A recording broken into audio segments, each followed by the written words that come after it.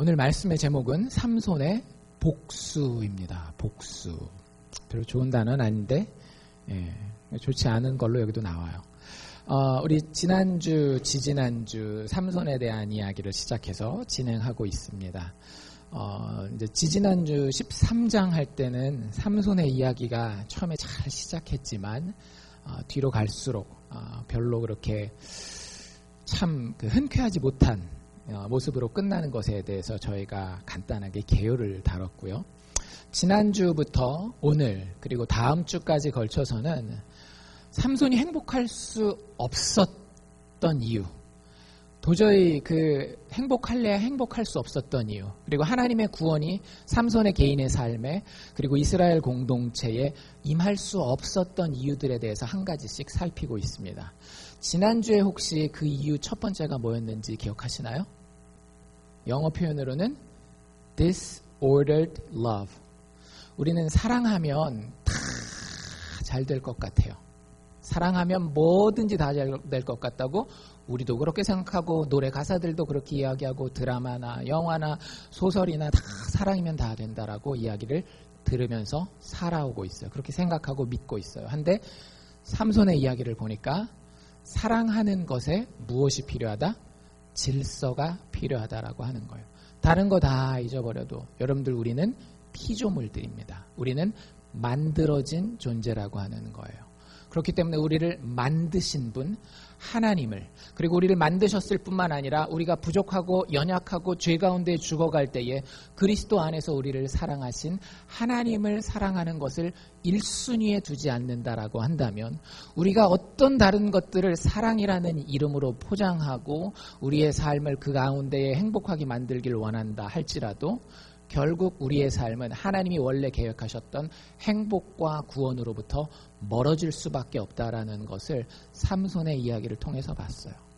삼손이 한 여자를 그렇게 사랑하지만 결국에는 그 사랑의 질서가 없었기 때문에 그 여자를 잃어버리게 되고 그 결과가 오늘 우리가 읽는 15장에까지 계속해서 연결되는 것을 볼 수 있습니다. 삼손이 구원에서 멀어질 수밖에 없었던 첫 번째 이유, 사랑 때문입니다. 오늘 두 번째 15장에서 발견하게 된 삼손이 하나님의 구원에서 멀어질 수밖에 없는 이유는 혹시 뭘지 생각해 보셨나요? 미움입니다. 참 신기하죠? 사랑해도 망하고요. 미워해도 망해요. 우리는 하나님이 알려주시는 지혜 가운데 서야 되는데 어떤 사람은 이 무질서한 사랑 때문에 망하게 되고요. 또 어떤 사람은 과도한 미움 때문에 거기에서 이렇게 막 터져 나오는 분노 때문에 하나님의 구원에서 멀어지고 망하게 되는 경우를 자주 보게 됩니다. 오늘 삼손의 이야기가 그런 이야기예요. 삼손은 하나님 삼손을 쓰시긴 쓰시거든요.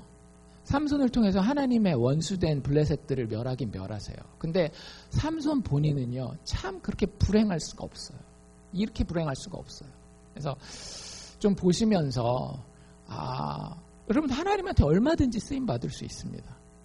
근데 그게 중요한 게 아니잖아요. 정말로 하나님 앞에 내가 한 영혼이, 한 개인이 하나님이 원래 원하셨던 그 구원의 길 가운데에 회복과 행복과 만족과 평안의 길에 과연 나는 마지막 날 설 수 있느냐가 중요한데 삼손의 예는요. 삼손을 통해서 하나님의 백성들의 원수를 멸하시긴 하지만 삼손 자체는 너무나 힘든 삶을 사는 것을 볼 수 있습니다. 시작하면서 한번 이런 질문을 여러분들에게 던져보고 싶은데요. 여러분들 모든 미움과 모든 분노는 그리스도인들에게 금지되어 있는 것이 맞나요? 그래요? 절대 미워하면 안 되고 절대 분노하면 안 되나요? 그렇게 하면 안 되나요? 그럼 한번 생각해 봅시다. 제가 제 얘기를 하는 건 사실 아무 의미가 없잖아요. 그렇죠? 성경에 있는 얘기를 가지고 와 볼게요. 그리고 성경에 있는 얘기 중에서도 다른 사람 얘기하면 조금 그러니까 우리가 성경에서 최고로 치는 분이 누구예요?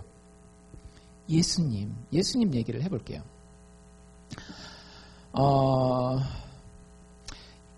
예수님 얘기를 하기 전에 제 얘기를 먼저 해볼게요. 제 얘기를.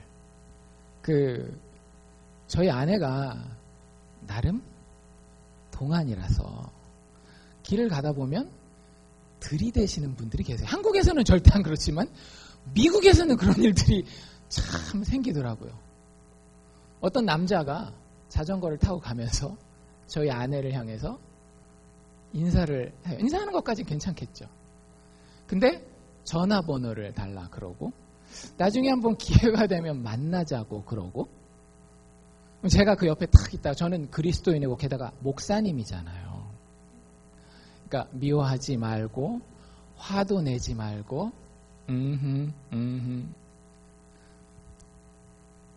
그림이 어때요? 굉장히 은혜스럽죠. 역시 그리스도인이야. 역시 목사님. 여러분들 그런 생각이 드십니까? 예수님의 이야기로 제가 아까 원래 말씀드리려고 했던 그 이야기로 돌아가 볼게요. 하루는 예수님이 성전에 들어가셨어요.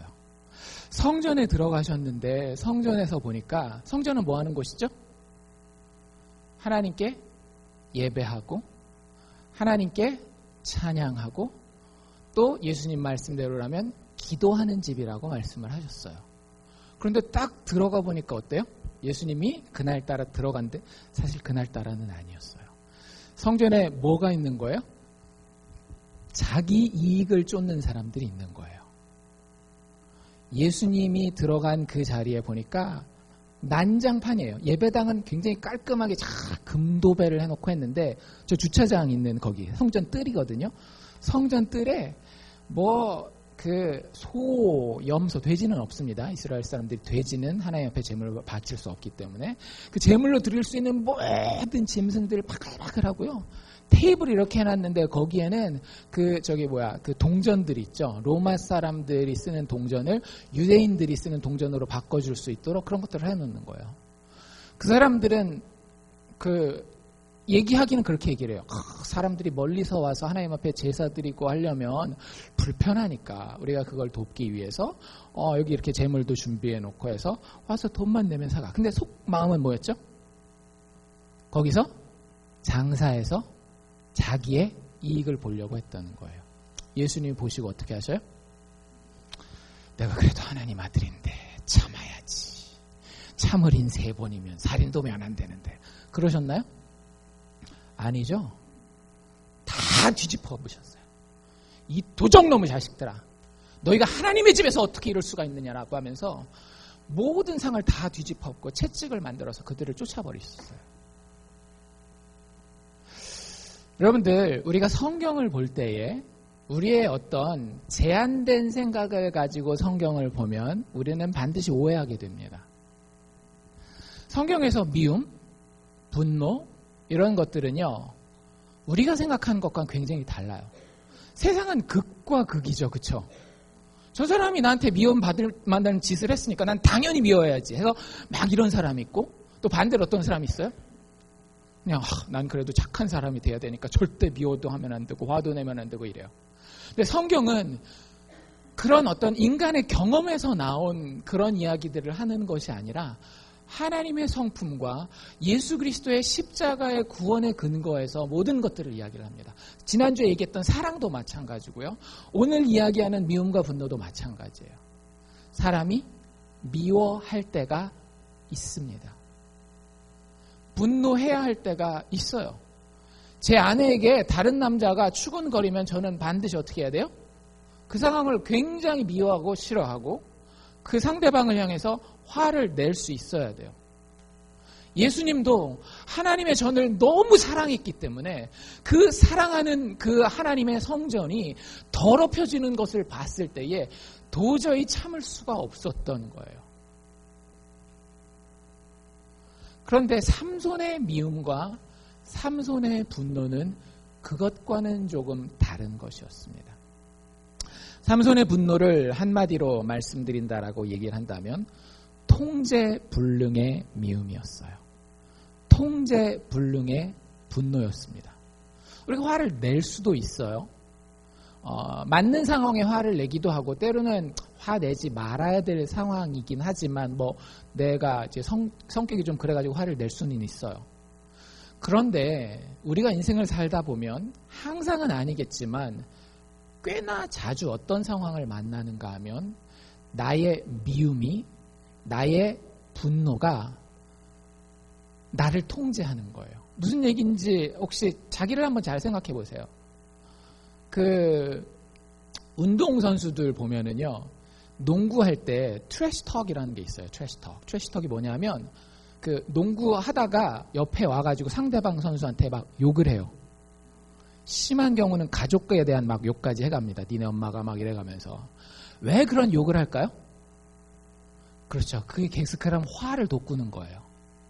진짜 농구를 잘하는 사람은 기술도 좋지만 뭐가 좋아야 돼요? 멘탈이 좋아야 돼요. 멘탈이. 근데 초보라든지 이제 대학에서 얌전하게 농구만 하다가 프로의 농구원 애들 있잖아요. 그러면 그런 얘기를 들으면 실력은 충분히 있는데 이게 심장이 두근두근 거리는 거예요. 막 진짜 너무너무 밉고 너무너무 막 화가 나는 거예요. 그럼 그 게임 잘 할까요? 못 할까요? 절대 못 합니다. 절대 못 해요. 근데 그 운동만 그런 게 아니라 우리의 인생도 마찬가지예요. 우리의 인생에서 우리가 죄인이기 때문에 어쩔 수 없어요. 하지 말아야 되는 상황이라든지 분노하지 말아야 되는 이유에 대해서도 분노하는 경우는 생깁니다. 거기까지도 하나님이 어쩌면 이해하실 거예요. 그런데 문제는 뭐냐면 그 다음에 우리에게 하나님이 그것을 통제할 수 있는 권능을 주셨어요. 사실은.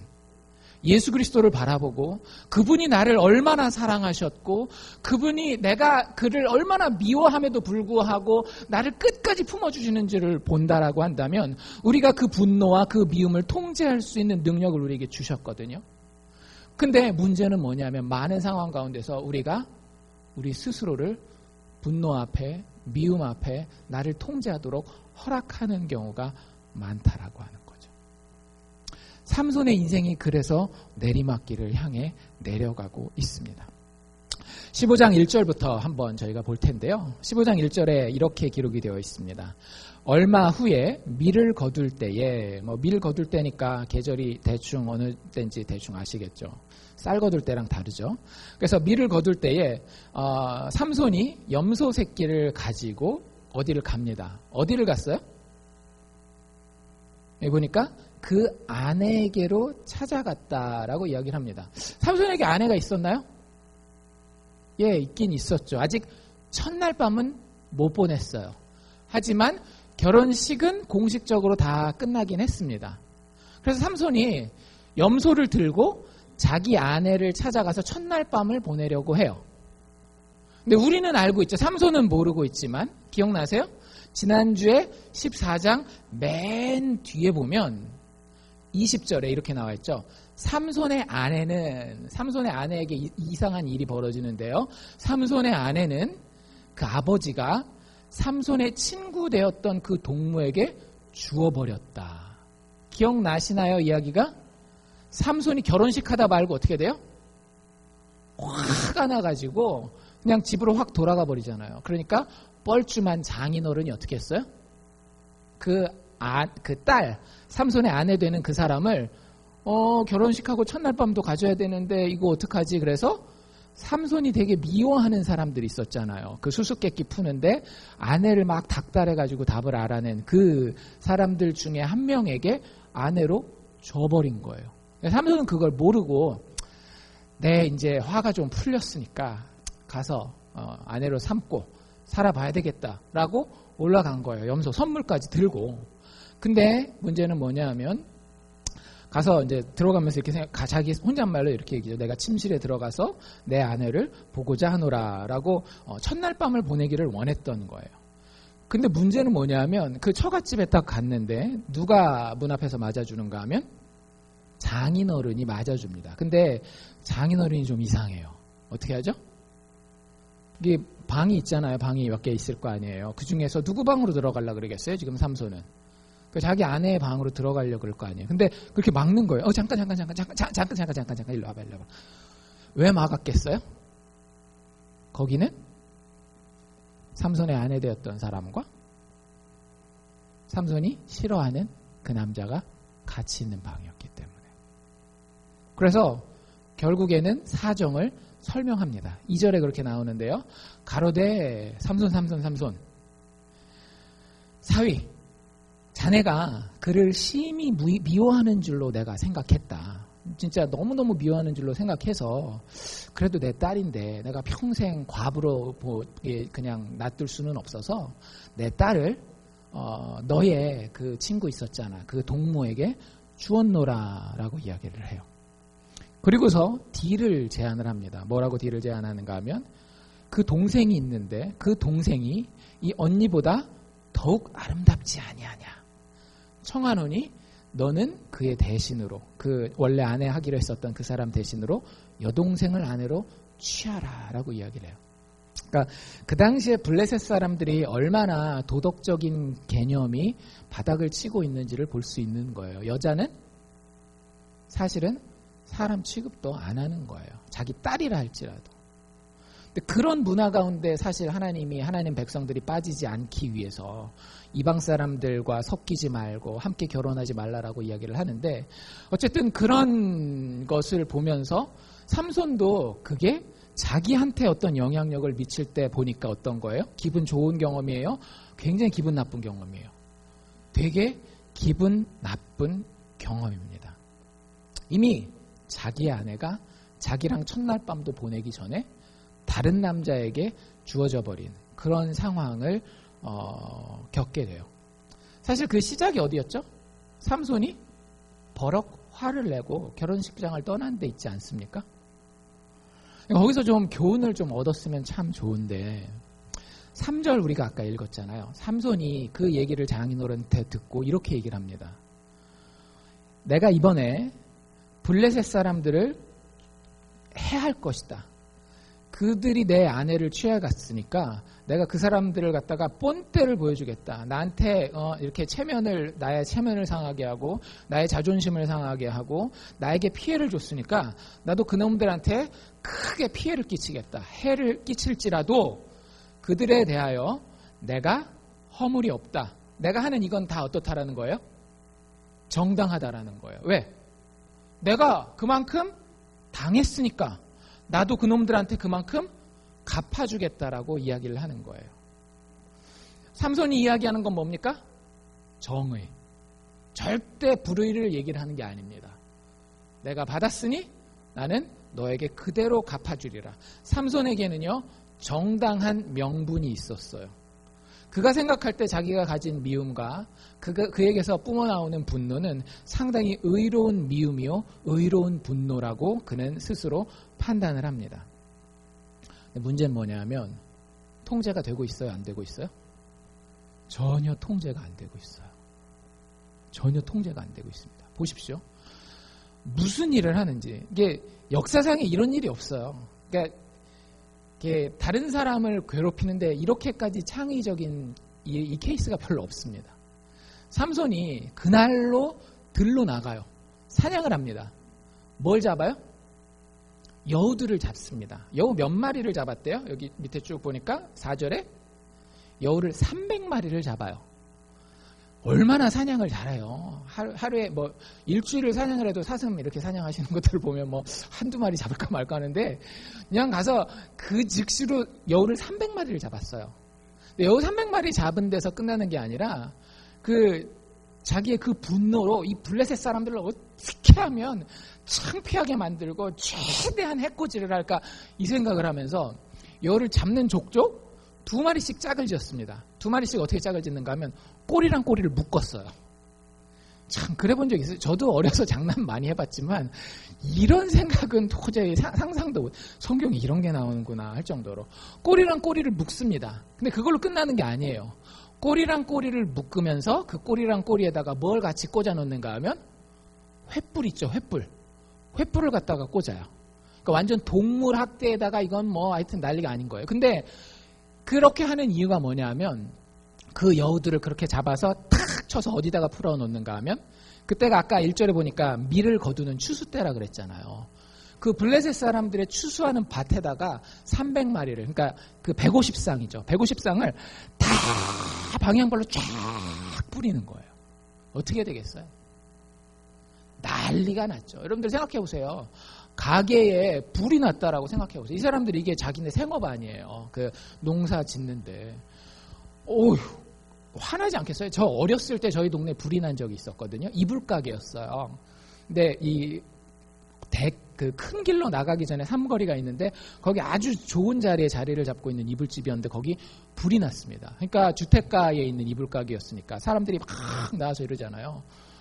다른 사람들은 저도 이렇게 구경하고는 있었지만 그냥 진짜 남의 먼 산 보듯이 이렇게 얘기를 하는데 거기에 누가 있었는가 하면 주인집 아들이 있었어요. 주인집 아들이 있었는데 이게 불구경을 하다 보면 이런저런 얘기를 나누잖아요. 그러다 보면 주인의 입장에서 들었을 때는 좀 거슬리는 얘기가 있을 수 있겠더라고요. 제가 거기 있어 보니까. 근데 그 얘기를 그 아들이 듣는 순간 헐컥 해가지고 와가지고 당신이 뭔데 막 이러면서 거의 싸움이 날 뻔하더라고요. 그러니까 블레셋 사람들이 그 일을 당했을 때 얼마나 황당했을지를 한번 생각해 보라고 하는 거죠. 갑자기 자기도 모르는 사이에 여러분들 아침에 출근했는데 가게가 다 불타 있어요. 어떻게 하시겠어요? 경찰에 전화하고 누가 그랬는지 찾아야 될 거 아니에요. 이 블레셋 사람들도 찾습니다. 그래서 6절에 보면 누가 일을 행했느냐 해가지고 여기저기 다 물어보고 다니고 조사하고 다니는데 답이 나왔어요. 범인을 찾았어요. 우리는 알고 있지만 이 사람들은 이제 조사를 하고 난 다음에 찾았습니다. 그래서 답이 뭐냐? 딥나 사람의 사위, 그 딥나 여인이랑 결혼을 했었잖아요. 그래서 딥나 사람의 사위된 삼손이 그 범인이다. 왜 이런 일이 벌어졌느냐? 그 장인이 삼손의 아내를 취하여서 그 동무되었던 친구 되었던 자에게 주었기 때문에 삼손이 그렇게 화가 나고 블레셋 사람들을 미워하게 되어서 우리 지금 추수해 놓은 거기다가 이렇게 불을 탁 질러버렸다라고 이야기를 합니다. 여러분들, 통제되지 않은 미움, 통제되지 않은 분노는요 그치지 않습니다. 모든 것을 다 태워버릴 때까지 그치지 않아요.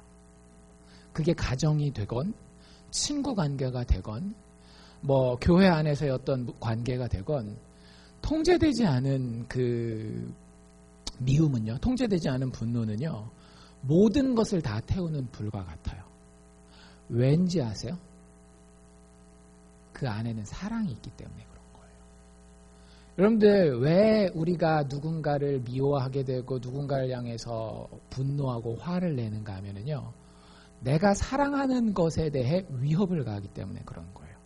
예를 들자면 제가 아까 얘기했던 것처럼 길 가는 그 자전거 타고 가던 그 남자를 제가 미워하는 이유는요, 이유가 뭐예요? 내가 귀하게 생각하는 이 여자를 저 사람이 함부로 대했기 때문에 그런 거예요. 그 안에는 사랑이 근거하고, 그러니까 미움과 사랑은요 참 가까이 붙어 있습니다. 의외로. 그래서 내가 그 사랑을 지켜야 된다라고 하는 것 때문에, 내가 귀하다라고 생각하는 것을 지켜야 되기 때문에 그 강도가 굉장히 강해요. 아가서 큐티하신 분들은 아가서 8장에 뭐라고 나와 있어요? 사랑은 죽음보다도 강하고 바닷물로도 끌 수 없는 하나님의 불과 같다라고 이야기를 해요. 그러니까 그 사랑하는 걸 건드리면 거기에서 반작용으로 뿜어나오는 미움은 혹은 분노는 엄청 강할 수밖에 없어요. 이거는 통제가 되지가 않습니다. 그래서 결국에는 삼손의 이 이야기가 자기는 그냥 한번 미워하고 분노했다라고 생각했지만 자기가 생각하지 못했던 곳으로 삼손을 회오리 바람처럼 이끌고 가요. 그 뒤에 어떤 일이 벌어지는지 보십시오. 사연을 알게 된 블레셋 사람들이 6절 하반절에 보면 이렇게 합니다. 블레셋 사람들이 범인을 알았잖아요. 올라가요. 딥나라고 하는 그 마을로 올라간 겁니다. 그리고 무슨 일을 했어요? 그 여인, 삼손의 아내와 그의 아비를 불살라서 죽여요. 삼손은 자신의 미움과 자신의 분노로 그들의 밭을 태웠지만 그들은 그에 대한 반응으로 어떻게 했어요? 삼손의 아내와 장인어른을, 사람을 태워 죽입니다. 여러분들 끝날 것 같아요? 절대 안 끝납니다. 미국 역사에 보면은요, feud라고 하는 단어가 있어요. feud. 이게 뭐냐면 그 원한 관계 뭐 이런 거예요. 그 가족 간의 불화. 미국 초기 역사에 보면 돼지 한 마리 때문에 싸움이 시작돼요. 돼지 훔쳐갔네 안 훔쳐갔네 해가지고 그러는데 그게 10년 20년을 끌면서 이쪽 가문에서 여기 이 사람 죽이고 이쪽 가문에서 이 사람 죽이고 혹시 궁금한 분들은 집에 가서 Hatfield and McCoy feud라고 한번 찾아보십시오. 한 그 10여 년 20년 가까이 지속되는 동안에 수십 명의 사람들이 죽어갑니다. 근데 끝이지 않아요. 그 결국 끝나는 게 언제 끝나는가 하면 주에서 그 켄터키주하고 웨스트 버지니아 사이에서 일어난 일이거든요. 나중에 미국 대법원 수프림 코트가 와가지고 그 사람들 감옥에다가 집어넣을 때까지 그 분노와 미움은 그치지 않더라고 하는 거죠. 결국에 삼손은 자기가 해줬던 것보다 더 크게 당하게 되고요. 삼손은 멈출 수가 없게 되는 거예요. 당연하겠죠. 그래서 다시 블레셋 사람들을 향하여서 더 큰 미움과 더 큰 분노를 가지게 됩니다. 그 삼손 생각에는 이제는 더욱더 정당한 이유가 있다라고 생각했을 거예요. 왜? 이게 내 아내를 이게 딴 사람에게 준 정도가 아니라 내 아내를 죽였으니까. 이건 뭐 이게 더 이상 이놈들 더 이상 핑계 댈 게 없어라고 이야기할 수 있는 그만큼 더 정당한 이유가 생겼습니다. 여러분들 내가 더 정당한 이유를 가졌다라고 생각하는 순간 되게 조심해야 됩니다. 뭐가 되든지 여러분들 스스로가 여러분들 스스로를 정당하다라고 생각하는 순간이 가장 위험한 순간이에요. 왜? 그때가 가장 통제가 불가능한 때거든요. 그게 진짜 무서운 거예요. 세상의 모든 사람들은요, 일을 할 때에 나는 옳지 않은 나쁜 일을 하는 거야 라고 생각하는 사람은 거의 없어요. 심지어 히틀러가 유대인 600만 명을 죽일 때에도 그는 올바른 일을 하고 있다라고 생각했어요. 역사 기록들을 한번 살펴보십시오. 그 사람이 도덕적으로 잘했나 못했나는 다른 사람의 기준에서 판단하는 거지, 히틀러 본인과 그 주변에 있는 그 독일의 지도자들은 그것이 인류를 위하여 가장 선한 일이라고 하는 정당성을 가지고 있었어요. 국가적인 차원에서만 그런 일이 일어나는 게 아니라 우리 개인적인 차원에서도 그런 일이 많이 일어납니다. 여러분들 굉장히 정의로우실 거예요. 내 스스로는, 내 나름대로는. 근데 여러분들 내가 생각할 때 이 정의가 정말 크다라고 생각하면 생각할수록 한 걸음 뒤로 빠지셔야 돼요. 그리고 살펴보셔야 됩니다. 과연 이 정의라고 부르는 것이 나를 통제하고 있는지, 아니면 내가 하나님의 말씀을 가지고 하나님의 진리를 가지고 정의라고 부르는 것을 평가하고 판단하는 지혜를 가지고 있는지를 생각해 볼 수 있어야 된다라고 하는 거예요. 결국에는 7절 8절에 보면 삼손이 이렇게 이야기를 합니다. 내가 너희에게 반드시 원수를 갚고 말리라. 그리고 그 즉시로 8절에 보면 블레셋 사람들을 크게 도륙하게 됩니다. 도륙이라고 하는 건 말 그대로 학살을 한 거예요. 점점 그림이 되게 미워지죠. 어글리하게 되죠. 여러분들 이게 미움과 분노, 복수의 악순환입니다. 통제하기가 생각보다 쉽지 않아요. 인간에게 이 미움과 분노가 일어나기 시작하고 그것에 나를 맡기기 시작하면은요, 참 통제하기가 쉽지가 않습니다. 그런데 여러분 잘 생각해 보세요. 내가 복수를 했어요. 말로 복수를 했건 행동으로 복수를 했건 복수를 했어요. 이걸 복수하면 어떨 것 같으세요? 속이 시원할 것 같으세요? 이제 다리 뻗고 이제 주무실 수 있을 것 같으세요? 남편이랑 아내랑 싸웠어요. 근데 아내가 남편한테 자존심을 건드리는 얘기를 하네요. 그래서 남편이 아내를 가지고 그냥 아주 밟아놨어요. 말로건 뭐로건 하여튼 막 밟아놨어요. 복수했죠, 그쵸?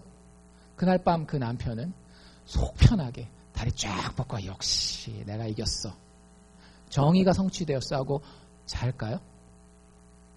아내들 거꾸로 마찬가지죠.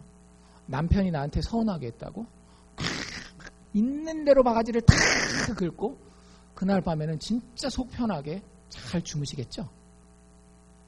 아니잖아요. 삼손도 그래요. 자기가 정의를 성취했잖아요.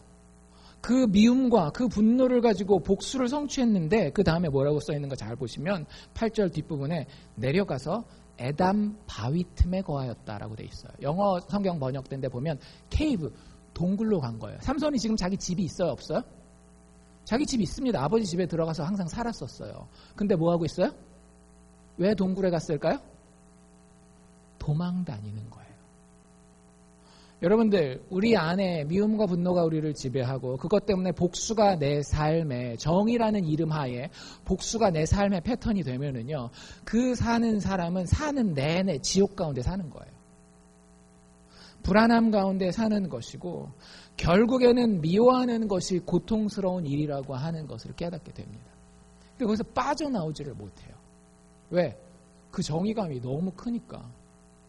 내가 그렇게 하는 게 맞는 거니까. 여러분들, 참 안타까운 일이죠. 삼손에게는 그 후에 어떤 일이 벌어지는가 하면 삼손이 사사라는 타이틀은 가지고 있지만 사사로서의 기능은 완전히 상실해버리게 됩니다. 삼손은 뭘로 살아야 됐던 사람이었어요? 하나님이 맡기신 사명으로 살아야 되는 사람이었어요. 그렇죠?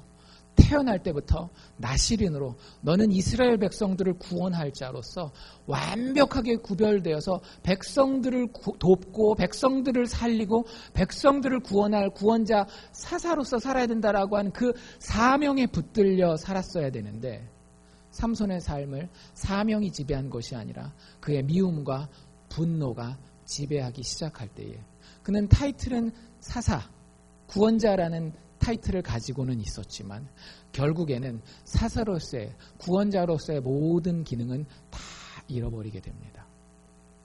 여기 이제 이런 이야기가 나오거든요. 일단 어디까지 했어요? 삼손이 가서 복수한 데까지 했죠. 학살을 했단 말이에요. 블레셋 한 마을에 가가지고 엄청나게 많은 사람들을 학살을 했는데 끝났을까요? 안 끝났을까요? 이제 누구 차례예요? 블레셋 차례예요. 블레셋 사람들이 9절에 보면 군대를 이끌고 올라옵니다. 그리고 유다 사람들이 살고 있는 동네 중에 레히라고 하는 곳에 군대들을 쫙 세워서 진을 쳐요.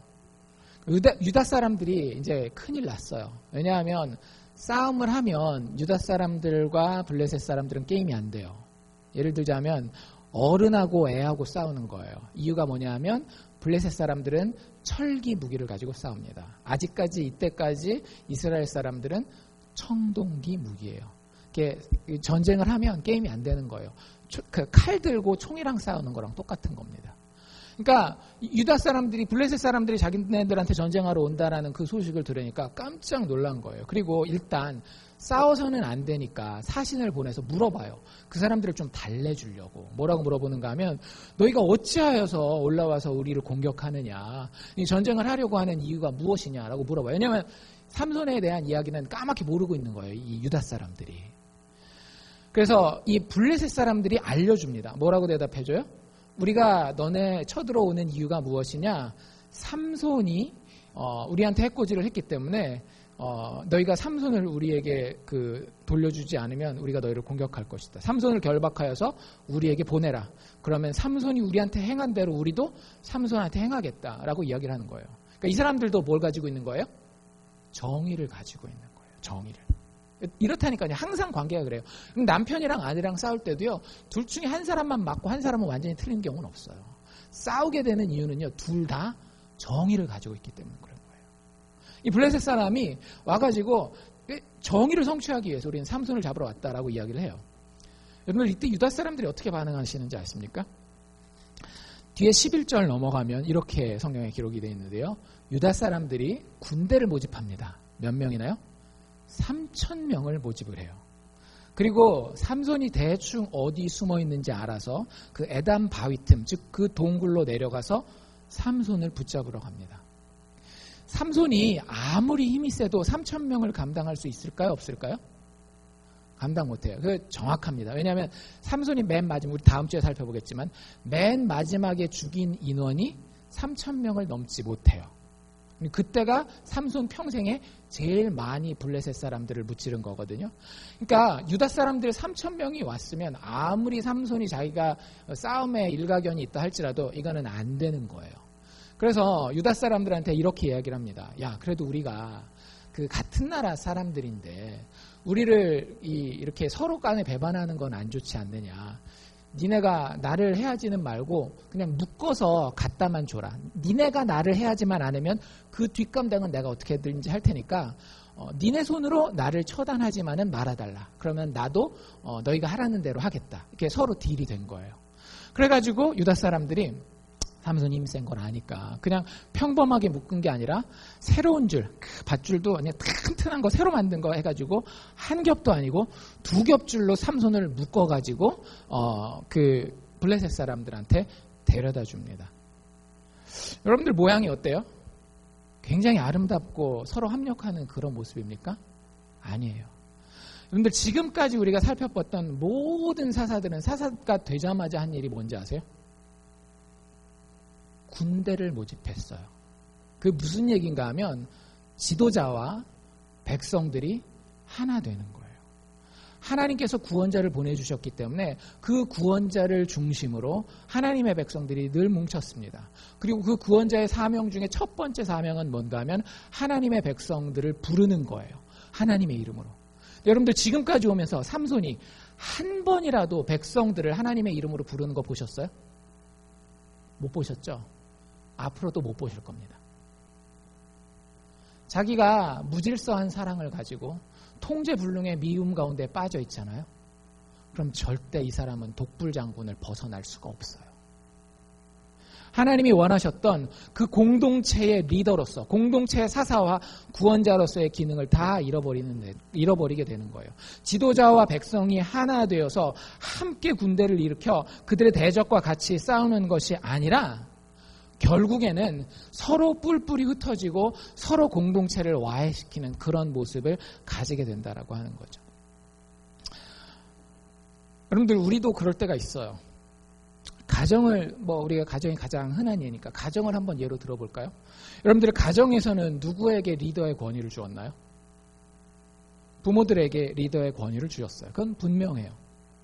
부모들에게 리더의 권위를 주었어요. 그래서 부모는 자식을 위합니다. 자식을 사랑합니다. 그런데 자식을 사랑하고 위하고 키우다 보면 어떤 일이 벌어져요? 자식이 부모를 실망시키는 일이 벌어져요. 그게 공부가 되었건 학습 생활 습관이 되었건 뭐가 되었건. 그래서 여러분들 어떻게 하죠? 미워하잖아요. 솔직히 자식이라도 미울 때가 있죠. 언제요? 엄마 말을 너무너무 잘 들을 때 되게 밉나요? 그렇지 않잖아요. 엄마가 생각하는, 아빠가 생각하는 정의가 있는데 그 정의를 따라오지 못한다라고 생각될 때에 자식이라도 미워지는 거예요. 화가 막 나는 거예요. 그런데 화가 날 수는 있겠죠. 왜? 만약에 여러분들 그게 화가 안 나면 어떻게 되는 거예요? 그때부터는 방치하는 거예요. 자식이 막 밖에 나가서 깽판 치고 다니고 마약하고 막 불법적인 일을 저지르고 다녀도 그게 밉지 않으면 그게 오히려 이상한 겁니다. 그런 거는 좀 미워해야 되는데 문제는 뭐냐 하면 그 미움이 통제불능 가운데 빠지는 경우가 있어요. 예를 들어서 자식이 공부를 해야 되는데 열심히 안 했어요. 일단 잘못하긴 한 거죠. 맡겨진 일인데 최선을 다하지 않았으니까. 그것 때문에 부모가 화가 났어요. 근데 제가 많이 관찰해 보니까요. 많은 부모들이 그 난 화를 통제를 못해요. 여러분들 거기서 화를 내야 되는 타이밍이긴 합니다. 근데 그거는 뭐를 망하게 하기 위한 화여야 됩니까? 그 아이의 게으름을 불태워야 하는 화여야 돼요. 근데 그 화가 뭐를 불태워야 돼요? 뭐를 불태우게 되죠? 많은 경우에 보면 그 아이의 게으름을 불태우는 것이 아니라 그 아이의 인격을 불태우게 된다는 거예요. 부부 사이에도 똑같지 않나요? 여러분들 보면 자기는 자기의 나쁜 습관을 몰라요. 누가 제일 잘 알겠어요? 같이 사는 남편이나 아내가 제일 잘합니다. 얘기를 하죠. 근데 여러분들 많은 경우에 그걸 어떻게 얘기하는지 아세요? 그 나쁜 점이 정말로 잘 고쳐지도록 이야기를 하는 것이 아니라 거기에 자신의 미움과 분노를 나를 서운하게 했어. 그것 때문에 내가 불편해. 내가 그것 때문에 밖에 나가서 창피해. 그런 모든 미움과 분노를 담아서 통제되지 않은 상태로 그 사람을 태워버려요. 그 사람의 잘못된 부분을 태우는 것이 아니라 그 사람을 태워버려요. 그러니까 남편과 아내의 사이가 어떻게 되는 거예요? 점점 벌어지고 멀어질 수밖에 없는 거예요. 하나님이 여러분들에게 가족을 주시고 여러분들 주변에 귀한 사람을 주신 것은 서로 사랑하고 아끼고 서로 그 가운데에 만족감을 느끼라고 주셨는데 서로가 서로를 구원하고 더 행복하게 만드는 그 기능을 우리가 분노 가운데 우리 스스로를 맡겨버리게 되면 다 상실해버리는 거예요. 아내는 남편에게 가장 큰 기쁨이어야 합니다. 남편은 아내에게 또 가장 큰 기쁨이어야 해요. 그런데 내 안의 서운함과 내 안에 있게 되는 그 분노가 그 사람의 잘못된 부분에 대해서 태우는 것이 아니라 내가 기도로 말씀 가운데에 이것이 어떻게 제대로 잘 표현되어야 올바른 분노인지 올바른 미움인지를 판단하지 아니하고 그 분노를 있는 그대로 인간적으로 쏟아보내서 그 사람을 태워버리는 경우가 너무 많다라고 하는 거죠. 그래서 삼손이 이름은 사사였지만 사사로의 기능을 하나도 감당하지 못하게 됩니다. 그리고 나서 이제 그렇게 꽁꽁 묶인 채로 삼손은 누구 앞에 불려가게 돼요? 블레셋 사람들 앞에 불려가게 돼요. 네, 하나님이 원래 뜻이 있으셨죠. 삼손이 아무리 개판을 치더라도 하나님은 그를 통해서 뭘 하기를 원하셨어요? 블레셋에게 벌을 주시기를 원했기 때문에 삼손의 이런 무지함과 무능함과 무절제함에도 불구하고 하나님은 하나님의 뜻을 이루어 가시는 모습을 볼 수가 있어요. 삼손이 블레셋 사람들 앞에 잡혀갔을 때에 블레셋 사람들은 신이 났습니다. 소리를 지르면서 만세 와 하면서 삼손을 어떻게 하려고 특달같이 달려드는데 그때 어떤 일이 일어나는가 하면 삼손이 내이에 이르렀음에 블레셋 사람이 그에게 마주 나가며 소리 지르는 동시에 여호와의 신이 성령이 그 권능이 삼손에게 임하였다. 하나님이 삼손을 쓰시는 거예요. 어떻게 돼요? 우리가 잘 아는 그 장면이죠. 밧줄을 두두두두두두두 끊고 블레셋 사람들과 싸우기 시작합니다. 옆에 보니까 자기가 맨손으로 싸우기에는 너무 많은 거예요. 사람들이. 무기가 좀 있어야 돼가지고 연장을 드는데 옆에 보니까 나귀의 턱뼈가 하나 있는 겁니다. 그래서 나귀의 턱뼈로 자기에게 달려드는 모든 블레셋 사람들을 쳐서요. 몇 명을 죽였어요? 여기 보니까 1000명을 죽였습니다. 지금 우리 몇 명이게요? 한 30명, 30명 정도 돼요. 200명도 아니고 300명도 아니고 1000명이에요. 1000명이면은요, 저희 혹시 연합 예배 같은 거 이렇게 하면 100명 이제 조금 넘게 모이거든요. 그거에 10배를 갖다가 죽인 거예요. 한 사람이 한 날에. 나귀 턱뼈로. 어쨌든 하나님이 블레셋 사람들에게 벌 주시기 원하셨던 것이 삼손을 통해서 성취가 됩니다. 굉장히 큰 일이긴 해요. 근데 문제는 뭔가 하면 삼손이 그렇게 승리하고 난 다음에 시를 하나 짓습니다. 제가 지난번에 말씀드렸죠. 삼손이 래퍼라고. 굉장히 예술적인, 이게 몸짱만 있는 게 아니라, 이게 말이 좀, 이게 돼요. 그래서 시를 짓는데, 이렇게 시를 짓습니다. 15절에 나와 있는데요. 아니, 16절에 나와 있는데요. 나귀의 턱뼈로 한 더미 두 더미를 쌓았으며 나귀의 턱뼈로 내가 1000명을 죽였도다. 우리가 볼 때는 이게 한국말로 이렇게 번역되기 때문에 그런데 히브리어 단어로 보면은요 이게 라임이에요. 그리고 나귀 턱뼈라고 하는 그 단어하고 그 더미 이게 한 더미 두 더미 이렇게 하는 게 이렇게 딱 발음이 거의 비슷해요. 그러니까 이게 짝짝짝짝 하면서 얘기를 해요. 그러니까 굉장히 쉽게 얘기하자면 영감을 받은 거예요. 자기가 탁 싸우고서 봐도 너무 막 이게 참 예술이라고 생각한 거예요. 자기가 싸운 장면이. 그러고 나서 그 시를 짓는데 그 시를 잘 읽어보면 여러분들 두 가지를 발견할 수 있습니다. 두 가지. 굉장히 중요한 사실 두 가지를 발견하게 되는데요. 첫 번째는 뭔가 하면 굉장히 초자연적인 승리였죠. 그렇죠? 그 사람이 끊고 나올 수 없는 끈을 끊었고 사람이 멸할 수 없는 만큼의 숫자를 1000명이라고 하는 숫자를 하루아침에 멸했어요. 그럼 이건 자연적인 승리입니까? 초자연적인 승리입니까? 초자연적인 승리예요. 역사 어디를 살펴봐도 한 사람이 1000명을 이기기가 쉽지가 않아요. 초자연적인 거의 기적적인 승리인데 삼손이 지은 이 시에는 하나님의 이야기가 한 번도 나오지 않아요. 짧은 시긴 하지만 하나님에 대한 힌트도 나와 있지 않습니다. 그냥 이게 내용을 읽어보면 굉장히 많이 죽였다, 굉장히 큰 승리다, 이런 정도만 얘기하고 있다라고 하는 거죠. 두 번째 이 시를 읽으면서 우리가 깨닫게 되는 것은 뭐냐 하면 하나님을 찬양하지 않을 뿐만 아니라 자기를 되게 자랑하고 있어요. 그 시의 두 번째 줄이 뭐였죠? 나귀의 턱뼈로 누가? 내가. 의도적으로 그 단어를 집어넣고 있는 거예요. 내가 1,000명을 죽였도다. 이렇게 얘기를 하는 거예요. 복수를 통해 마침내 정의를 성취한 나 삼손을 보아라. 이렇게 크고 위대한 정의의 승리를 이룬 나 삼손이 1,000명의 불의한 블레셋 사람들을 죽였도다라고 이야기를 하고 있는 거예요. 삼손에게 사실 가장 컸던 건 뭐냐 하면요, 자기예요. 자기예. 나를 너무너무 사랑하기 때문에 그것에 근거해서 분노와 미움을 발산하고 그것이 자기의 애의 방향성을 이끌고 가도록 그냥 두는 모습을 봅니다. 그 뒤에 보면 싸움이 얼마나 치열했든지 싸움이 끝나고 나서 시를 지으면서도 거의 죽을 것 같은 거예요. 막 혼미하게 이렇게 돼서 하나님한테 기도합니다. 뭐라고 부르짖으면서 기도하는가 하면 하나님, 내가 목말라서 심히 목말라서 죽게 되었습니다. 이제 어떻게 해야 됩니까? 이러다가 내가 블레셋 사람들한테 죽으면 어떡합니까? 라고 얘기를 해요. 지금까지 한 번도 그 삼손은 기도하지 않았어요. 오직 뭐를 위해서 기도하는 거예요? 자기 스스로를 위해서 기도하는 거예요. 하나님께 영광을 돌리지도 아니하고 하나님께 감사하지도 아니하고 기껏 기도한다 해가지고 가서 보니까 결국에는 나 좀 살려주십시오.